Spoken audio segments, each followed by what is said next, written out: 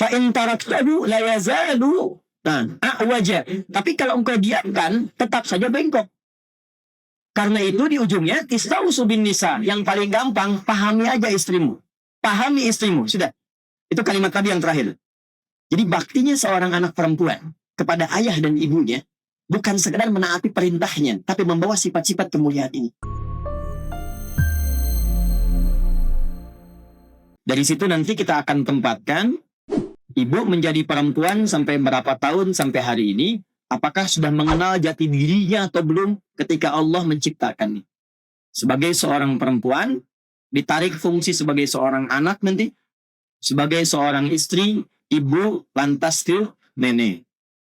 Nah, nanti dikumpulkan semua itu role modelnya di istri-istri Rasulullah SAW. Itulah sebabnya saya pernah sampaikan kenapa Rasulullah SAW diizinkan oleh Allah menikah lebih daripada 4 istri dan hanya beliau yang diizinkan karena seluruh istri beliau mewakili karakter-karakter perempuan di muka bumi ini. Ya, jadi kalau ibu nanti sudah selesai dan selesai kita menjabarkan seluruh karakter istri Nabi, Anda cepat simpulkan kira-kira cocok dan sesuainya dengan yang mana. Nanti kita akan bahas, ibu akan temukan. Ada yang suka masak di sini? Ada. Istri Nabi pun ada yang hobi masak. Nanti saat memasak seperti apa contoh karakter masaknya istri Nabi yang ketika masak itu tiba-tiba suami menjadi setang. Usianya lewat 70 tahun, Bu. Tapi kalau bikin adonan itu bisa colek-colekan sama suami. Dan masih manggil sayang. Ya, dicolek-colek sayang, gitu. Ibu-ibu yang sudah 70 tahun, kapan manggil sayang berakhir kali? Gitu ya. Itu ada sesuatu yang penting yang bisa dipelajari. Contohnya satu kasus. Ada yang senang fashion, tampilan, busana. Ya, ibu ada yang senang menjahit.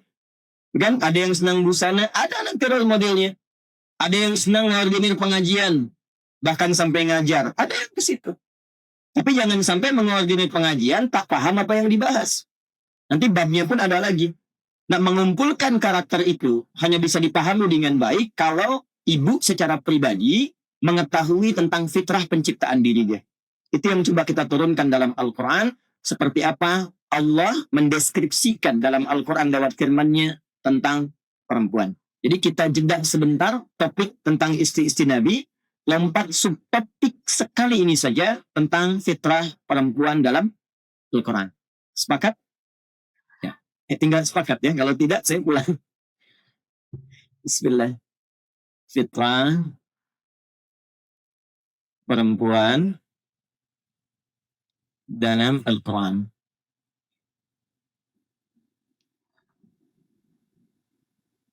Baik. Sudah? Saya lebih senang menggunakan kata perempuan. Bisa ada kata wanita, tapi saya lebih senang perempuan. Wanita itu ada yang mengkiaskan dengan singkatan wani ditata gitu. Ya. Nah, sedangkan itu hanya bahasa saja. Tapi saya memilih hal yang mungkin bisa lebih mudah dan nyaman untuk disampaikan. Kadang memilih diksi itu penting. Memilih kata itu penting. Di dalam Islam itu ada ilmu namanya balaghah. Di balaghah itu ada 3 cabang ilmu lagi. Ilmu ma'ani, ilmu bayan, ilmu badiah. Ma'ani itu seni memilih kata. Kadang-kadang yang disampaikan benar, tapi diksinya itu menyinggung. Maka pesannya pun tidak akan sampai dengan baik. Ya. Fitrah perempuan dalam Al-Quran. Catat suratnya. Saya hari ini bawa kitab khusus untuk saya tunjukkan. Saya tadi di jalan sempat beberapa hadis saya turunkan. Nanti catatannya insya Allah saya teruskan ke Sab Muslimah supaya setiap ibu dapat kesimpulan intisarinya ya. 1. Bismillah. Quran surah kedua dulu ayat 35. Nanti saya bacakan ulang. Kedua, Quran surah ke-31 ayat ke-20. Maaf, surah ke-20. 30 ayat 21. Surah ke-30 Ar-Rum ayat 21. 3. Quran surah ke-4 An-Nisa ayat 1. 4. Quran surah ke-7 Al-A'raf ayat 189. Terakhir 5, kita ambil 5 saja. Quran surah ke-49 ayat 13. Saya ulangi. Pertama, Quran surah kedua Al-Baqarah ayat 35. Dua, Quran surah 30 Ar-Rum ayat 21. Tiga, Quran surah keempat An-Nisa ayat yang pertama. Empat, Quran surah 7 Al-A'raf ayat 189.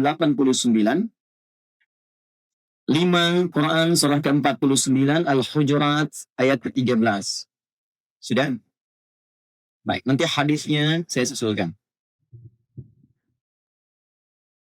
Baik, kita mulai dengan bahasan pertama. Bismillahirrahmanirrahim. Quran surah kedua Al-Baqarah di ayat ke-35.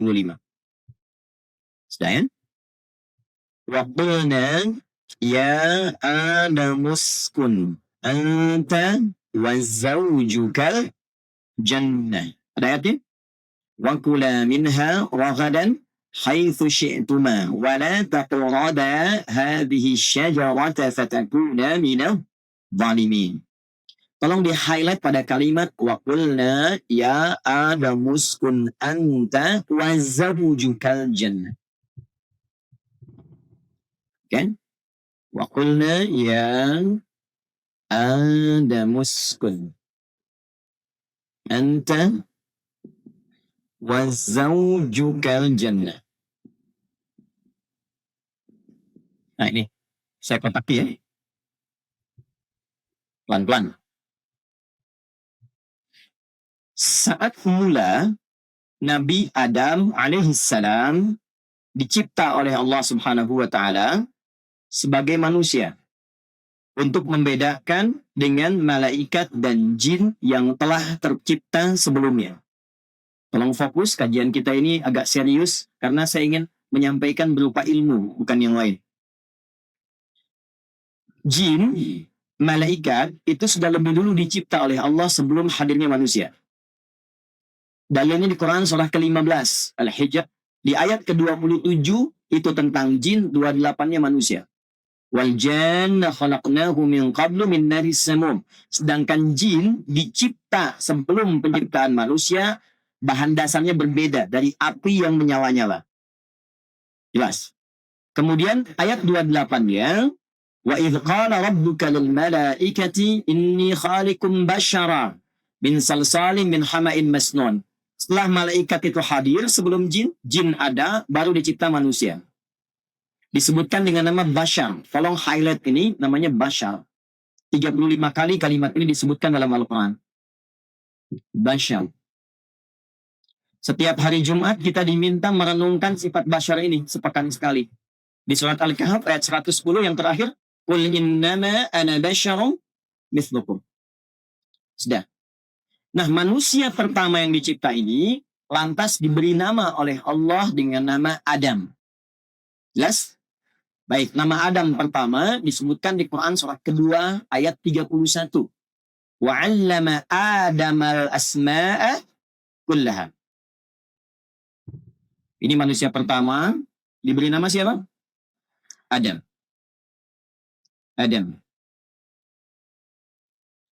Adam saja ya, tidak pakai tambahan. Bukan Adam Jordan atau Adam Philip, yang lain-lain, Adam saja. Sudah?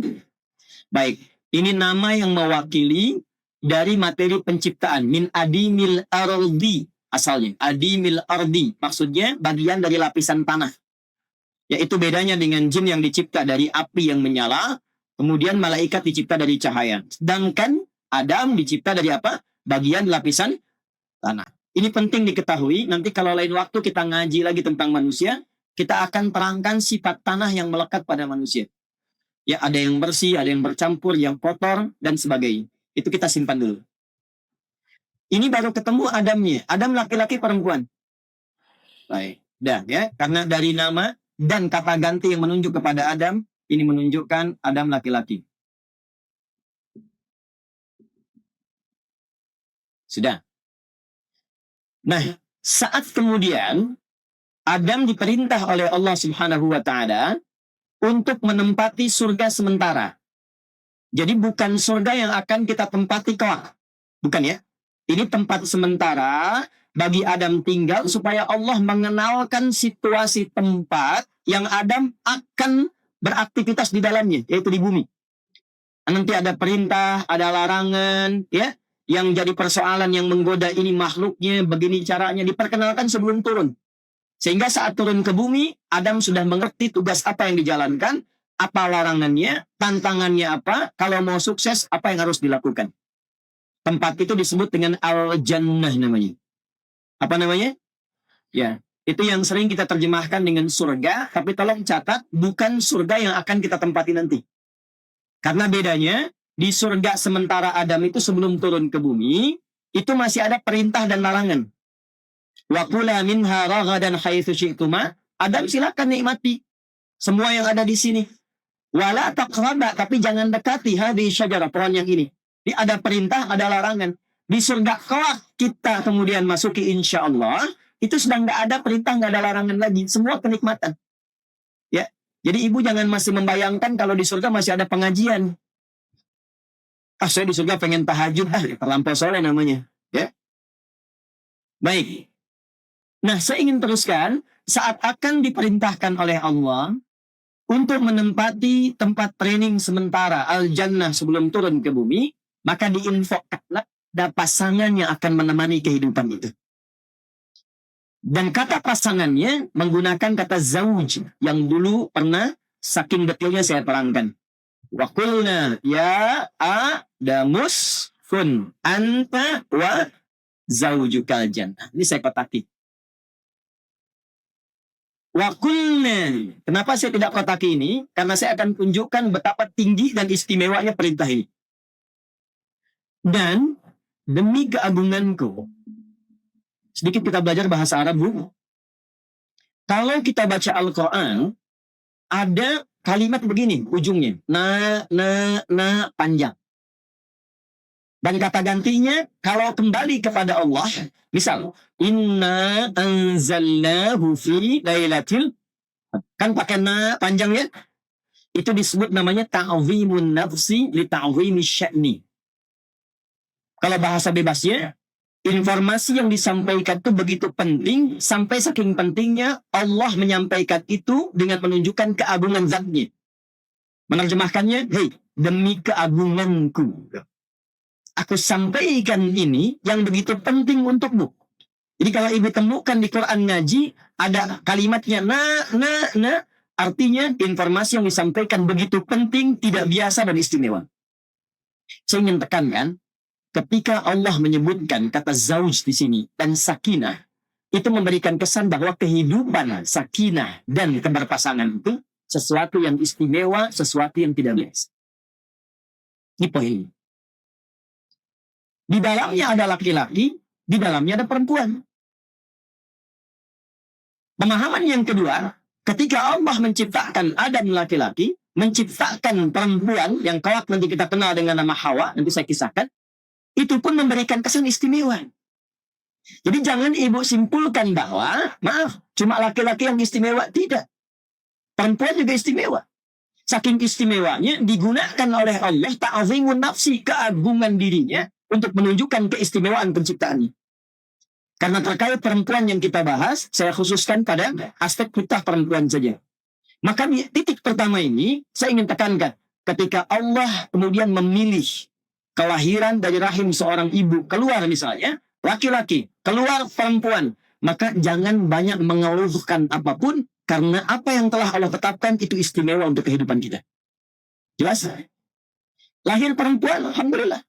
Lahir laki-laki, alhamdulillah. Nanti saat masuk materi kehidupan rumah tangga, saya akan bahas lebih jauh. Tapi singkatnya begini, kalau terlahir satu anak dengan gender apapun yang dilahirkan, itu pasti membawa sifat khusus untuk melengkapi kebahagiaan di rumah tangga. Karena itu tidak ada satu pun anak itu yang sifatnya sama, pasti beda. Ibu boleh cek deh, ada 5 anak, itu kelima-limanya pasti beda karakternya. Jangan merasa akan disamakan, tidak. Dan setiap anak itu, dia akan membawa karakter yang menyempurnakan kekurangan di ayah ibunya, plus menyempurnakan kebahagiaan di keluarga besarnya. Jadi kalau suami kurang, disempurnakannya oleh istri. Istri kurang, disempurnakannya oleh suami. Suami istri kurang, dan menyempurnakan siapa? Sifat anak-anak. sifat anak-anak.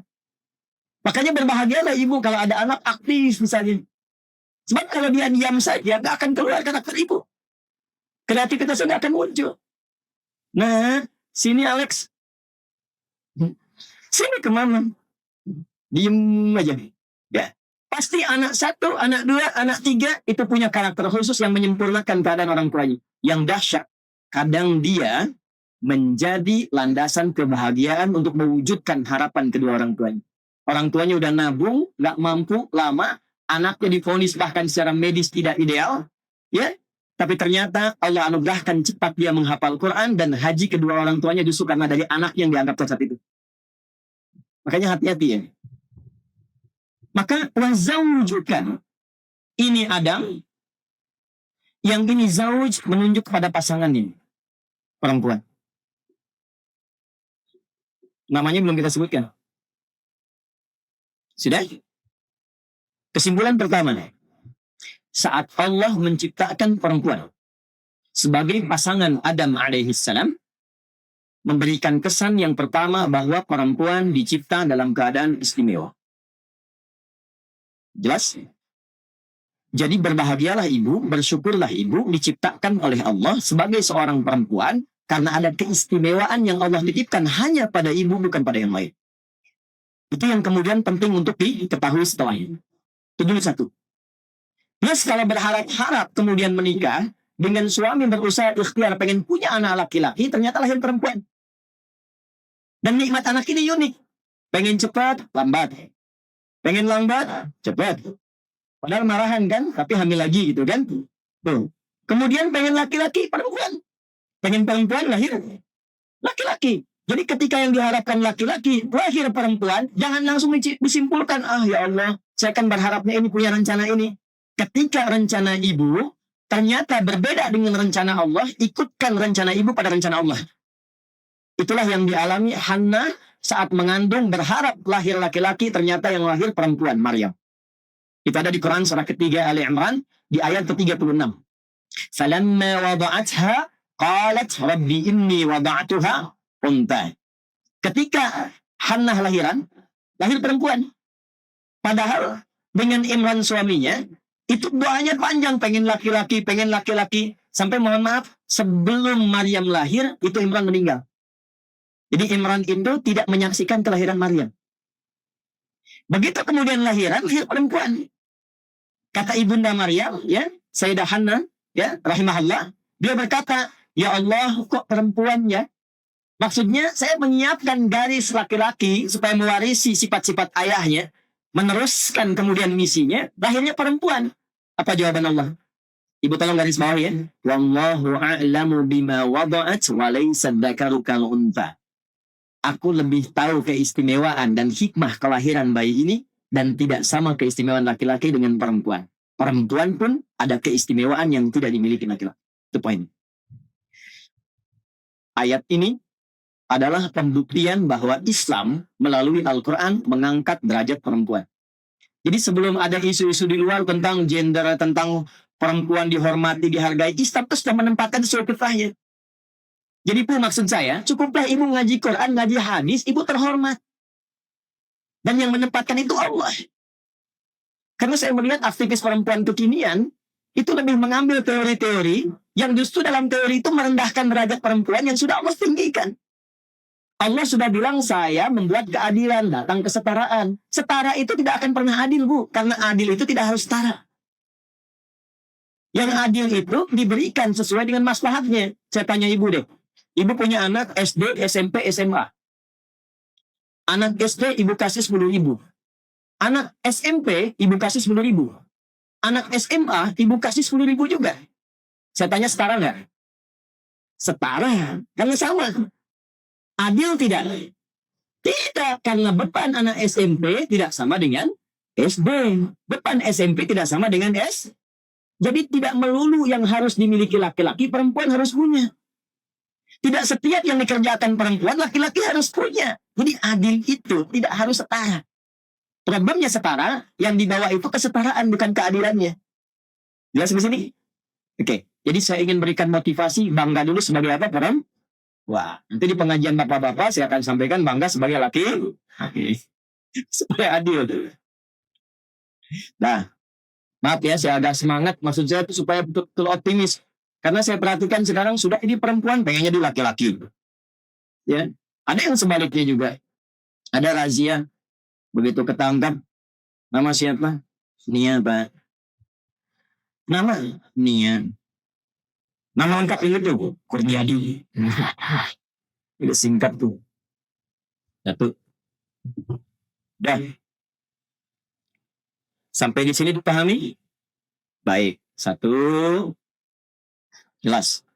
Kelahiran perempuan ketika dilahirkan fitrahnya istimewa. Tinggal kita nanti akan lihat apa keistimewaannya. Dua. Sudah? Tentang nama ibunda pertama kali, kalau ayahanda kita tadi namanya siapa? Adam ya, Alaihissalam. Kan pasangannya hanya disebutkan zawj kan? Fungsinya ya. Baik, sifatnya. Nah nanti di antara namanya kita bisa temukan ada kitab namanya Al-Bidayah wan Nihayah ini. Ya, 20 jilid. Jilid pertamanya ini karangan Imam Ibnu Katsir.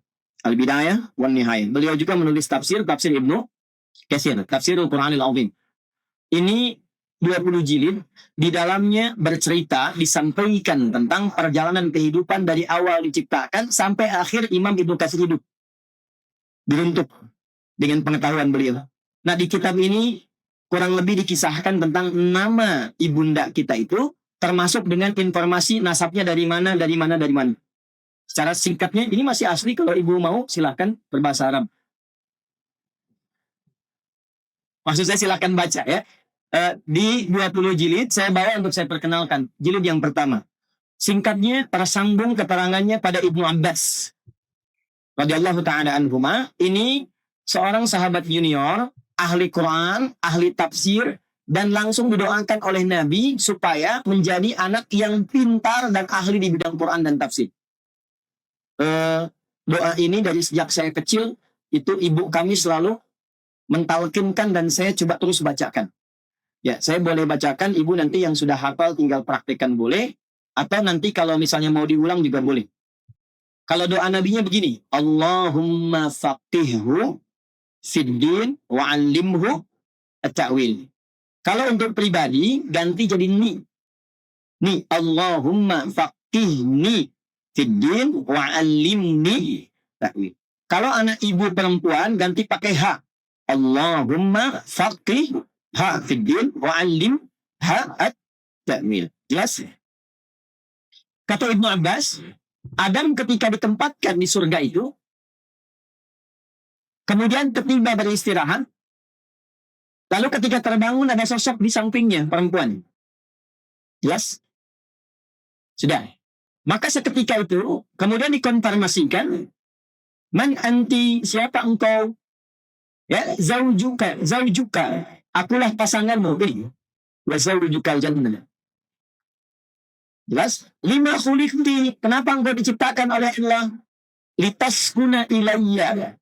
Supaya kehidupanmu membawa misi di dunia itu tentram dengan keberadaan aku. Ini. Uskun. Dari sini muncul kata sakinah. Pelan-pelan.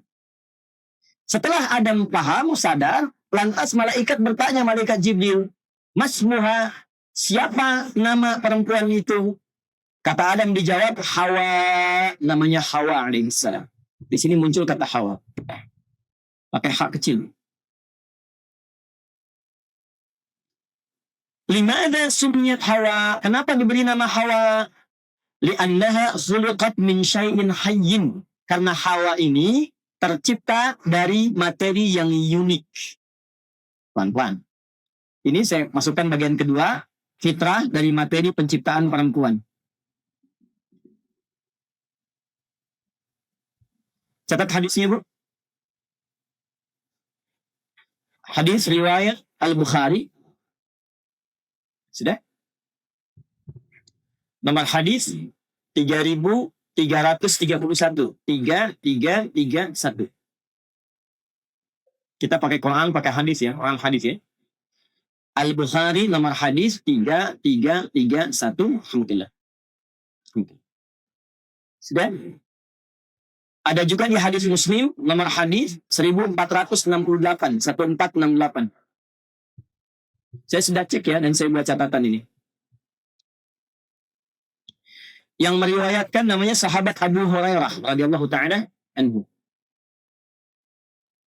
Sudah? Qala Nabi sallallahu alaihi wasallam, dari Nabi sallallahu alaihi wasallam, pelan-pelan, istausu bin nisa'i, dalam riwayat lain khaira. Duhai para suami, ini sebetulnya untuk pengajian para ayah, tapi tidak ada masalah. Duhai para suami, perlakukanlah istrimu dengan perlakuan yang terbaik. Fa innahunna khuliqat min dila'in. Ini poinnya.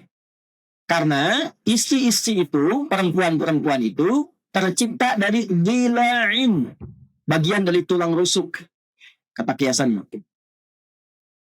Tulang rusuk. Ada yang menafsirkan bagian dari tulang dada. Dila. Pelan-pelan. Yang ingin kita bahas nanti maknanya. Ya. Wa inna a'waja syai'in fi dhila'in a'lahu. Tapi kadang-kadang di bagian ini yang paling rumit itu bagian atasnya, kata Nabi. Fa in dahatta tuqimuhu kasartahu. Sebab ada kondisi yang kadang bengkok, kalau engkau ingin luruskan itu pasti akan patah. Pelan-pelan.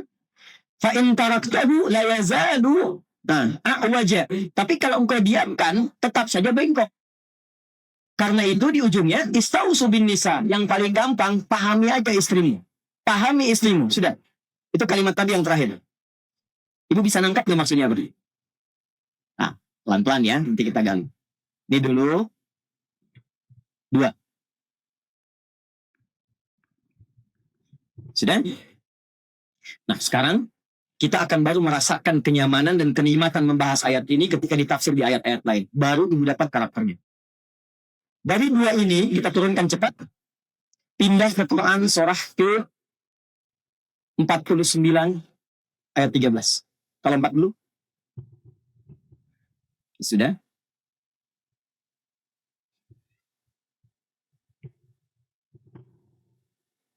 Sudah?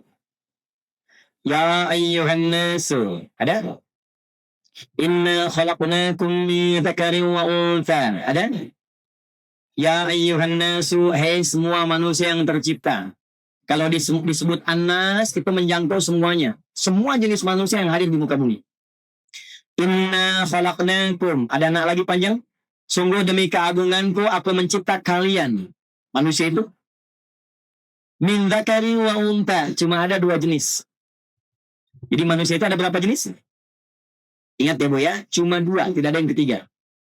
Saya ulangi lagi, cuma 2, tidak ada yang 3. 1, min dzakarin, disebutkan sifat kelelakiannya. Allah tidak menyebutkan min rajulin, tidak menyebutkan min waladin, min ghulamin, tapi disebutkan min dzakarin. Ini nanti kalau di pengajian para ayah, ini akan dibahas sebagai sifat laki-laki. Tapi saya ingin garis bawahi yang kedua di pokok materi kita, min dzakarin wa untha. Ini dia poinnya. Wa untha, ini fitrahi.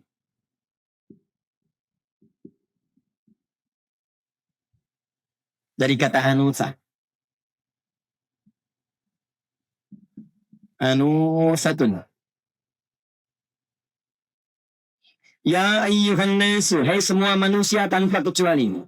Inna khalaqnakum, demi keagunganku aku ciptakan kalian semua min dzakarin, ada yang punya sifat kelelakian yang istimewa, wa untha, ada sifat istimewa yang hanya melekat pada perempuan. Pelan-pelan. Nah, ketika Allah menyebutkan yang pertama, aku tidak ciptakan manusia dengan main-main.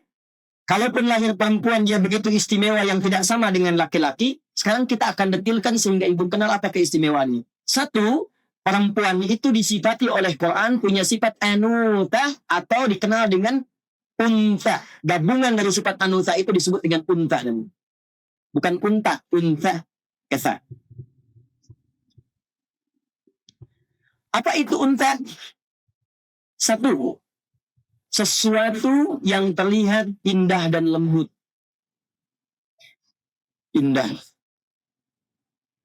lembut.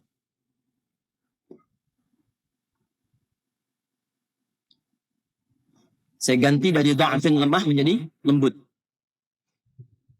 Nah, saya pelankan kata-kata saya Bu ya, supaya terdengar dengan lebih baik. Jadi ibu, ketika seorang perempuan, baik ibu, anak ibu, dan turunannya, cucu, terlahir sebagai seorang perempuan, itu sudah membawa fitrah ini. Mau bagaimanapun, itu jati diri perempuan dari ujung kepala sampai ujung kaki, itu tampilannya pasti indah. Karena keindahan inilah kemudian melekat pada dirinya fungsi sakinah. Fungsi ketenangan. Nah, kalau ini dipasangkan dalam kehidupan rumah tangga, dan yang keluar itu fungsi sakinahnya dari jiwa takwa, maka itulah yang menjadikan keadaan suami dalam keadaan apapun, sedang galau, sedang capek, sedang lelah, itu melihat ibu saja dengan fitrahnya, itu bisa tenang.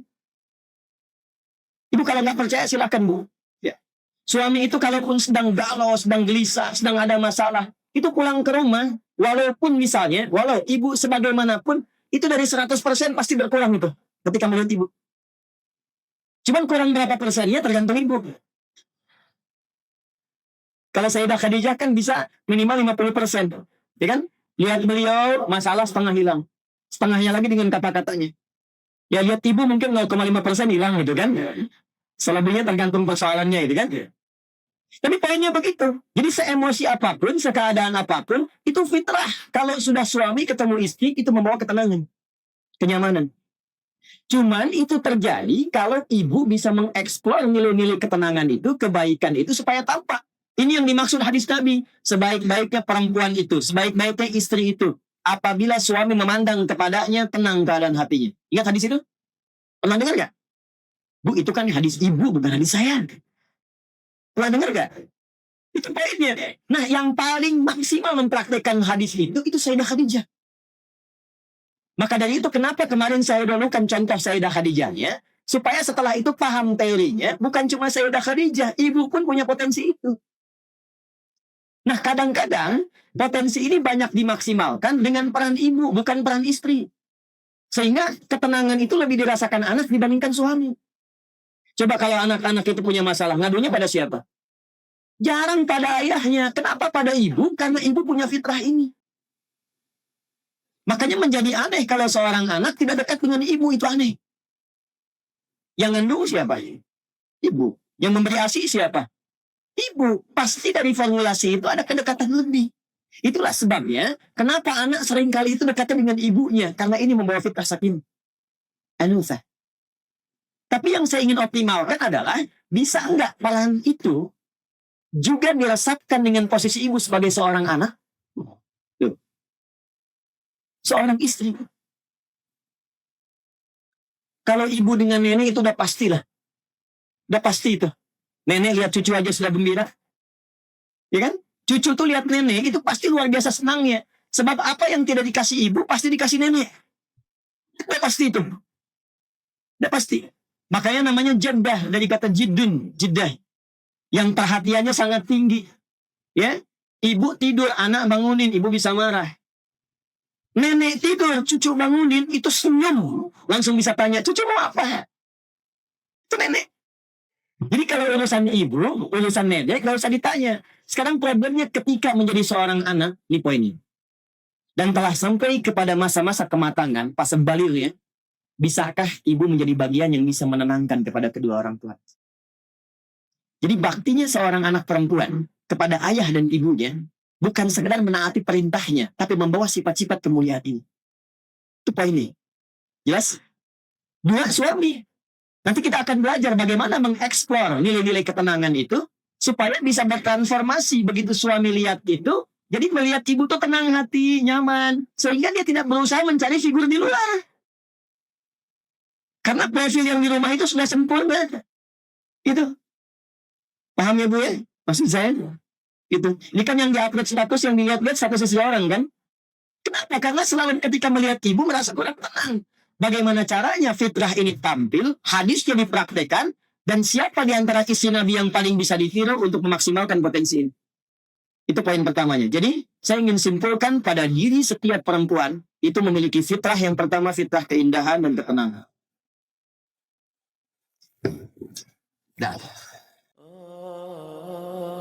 Like and subscribe.